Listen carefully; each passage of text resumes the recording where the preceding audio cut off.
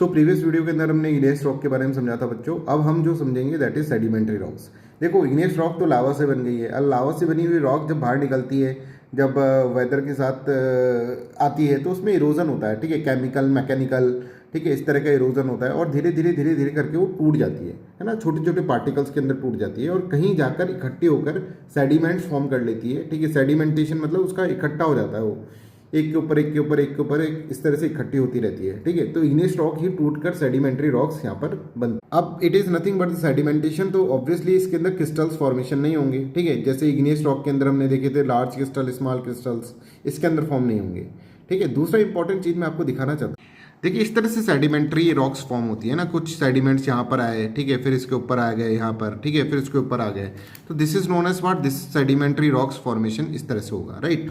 इसके अलावा आप यहाँ पर देख सकते हो कि सेडिमेंट्री रॉक्स जब फॉर्म होते हैं, ऐसे क्रिस्टल्स फॉर्म हो गए हैं, राइट, इस तरह के क्रिस्टल्स, तो उसके बाद क्या होता है, इसके बाद अंडर प्रेशर ये क्या होता है, धीरे धीरे धीरे धीरे नीचे आते रहते हैं, ठीक है। तो मतलब ये कॉम्पैक्ट होंगे, this is known as compaction process, ठीक है, इसको कॉम्पैक्शन प्रोसेस कहता है, राइट। इसके बाद अगर आप देखो, इसके अंदर देखो, जैसे कोई भी लेयर जम रही है, उसके बाद कोई मान लो मरा हुआ कीटाणु, मरा हुआ कीड़ा वीड़ा यहाँ पर गिर गया, तो उसके बाद उसके ऊपर और लेयर आ गई, तो इसके अंदर बहुत सारे फॉसिल्स मिलेंगे। जबकि हम देखेंगे इग्नेस रॉक के अंदर फॉसिल्स नहीं बनते, क्योंकि इग्नेस रॉक के अंदर से तो लावा से ये रॉक बनती है, तो बहुत ही ज़्यादा अगर आप देखेंगे इसके अंदर तो कोई भी फॉसिल जिंदा नहीं रह पाएगा लावा के अंदर। लेयर्स फॉर्म हुई, उसके बाद कॉम्पैक्शन हुआ, कॉम्पैक्शन वाले जो प्रोसेस से एक रॉक बन गई, ठीक है, एक बहुत गाड़ी सी रॉक बन गई, ठीक है। बट इसका स्ट्रेंथ इतना नहीं होगा जितना इग्नेस रॉक का होगा, ऑब्वियसली सेडिमेंट से बनी हुई रॉक है।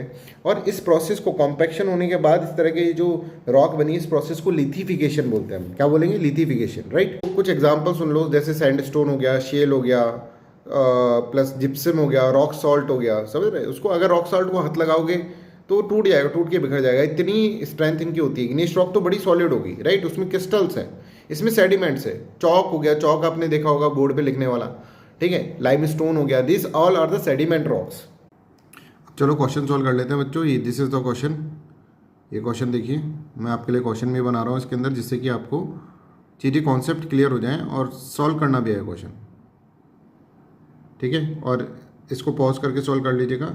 दूसरा क्वेश्चन ये है,